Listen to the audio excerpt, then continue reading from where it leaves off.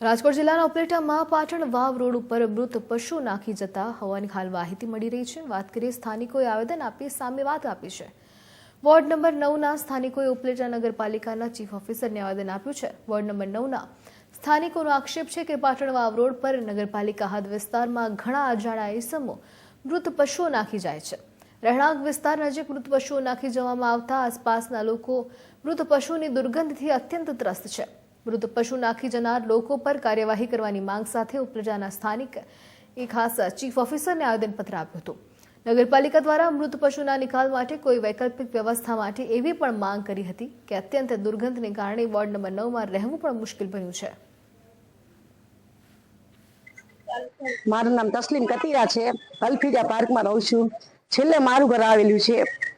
સાહેબ અમે આવ્યા છે અહીંયા ફરિયાદ કરવા, પણ અમે 2 વર્ષથી જાણ કરીએ છીએ, 2 વર્ષથી ફરિયાદ કરી છીએ। અમે વિડિયા ઉતારેલા છે, વિડિયા ઉતારી અને અમે દેખાડવા આવ્યા છે અને અમે આવતા વર્ષે પણ દેખાડવા આવ્યા હતા, પણ અમારી ફરિયાદ કોઈ લીધેલ નથી।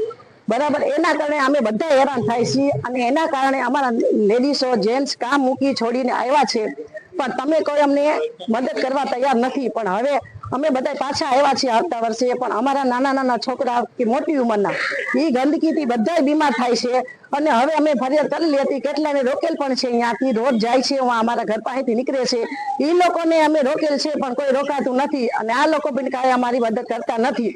એ બાને અમે આવ્યા છે। તકલીફ એ છે કે મરેલા ઢોર જેટલા ઉપલેટામાં મળે છે કે આજુબાજુના ગામડામાં મળે છે, અમારા ઘર પાસે નાખી જાય છે અને અમે ફરિયાદ કરીએ છીએ અને બહુ જ વાસ આવે છે, ગંદકી આવે છે।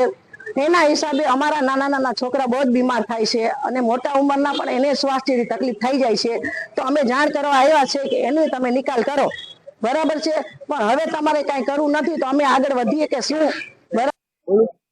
હું ઇમરાન ઇકબાલ મેં પીરજાદા, એમઆઈએમ પાર્ટી શહેર પ્રમુખ ઉપલેટા। હું ખ્વાજાનગર વોર્ડ નંબર 9 નો રહેવાસી છું અને અમારા વિસ્તારમાં ઉપલેટા શહેરના તમામ મરેલા ઢોરો ફેંકવામાં આવે છે અને તેના કારણે ખૂબ જ ગંદકી તથા દુર્ગંધ ફેલાઈ રહી છે અને લોકોમાં રોગચાળો ફેલાઈ રહ્યો છે। તે બાબતે અમે રજૂઆત કરવા આવેલા હતા ચીફ ઓફિસરને। 4 વાગ્યાનો અમને ટાઈમ આપેલો હતો, 4 વાગે ચીફ ઓફિસર વયા ગયા હતા। અમે બધાએ રજૂઆત કરેલી, અનેક વખત રજૂઆતો કરવા છતાં આજ દિન સુધી કોઈ કાર્યવાહી થઈ નથી, માટે અમે ફરી એક વખત પાછા ભેગા થયા હતા અને અમારી માંગણી એ છે કે જલ્દીથી જલ્દી આ વસ્તુનું નિરાકરણ આવે અને તેની કોઈ અલગ જગ્યા ફાળવવામાં આવે। જે મરેલા ઢોર જ્યાં ફેંકવામાં આવે છે તેની અલગ જગ્યા ફાળવવામાં આવે। તકલીફ ઊભી એ થાય છે કે અહીંયા 400 થી 500 રેસિડેન્ટ મકાનો આવેલા છે અને તેની આસપાસ જે દુર્ગંધ ફેલાઈ રહી છે તે લોકોનું ઘરમાં રહેવું ખૂબ જ મુશ્કેલ બની ચૂક્યું છે।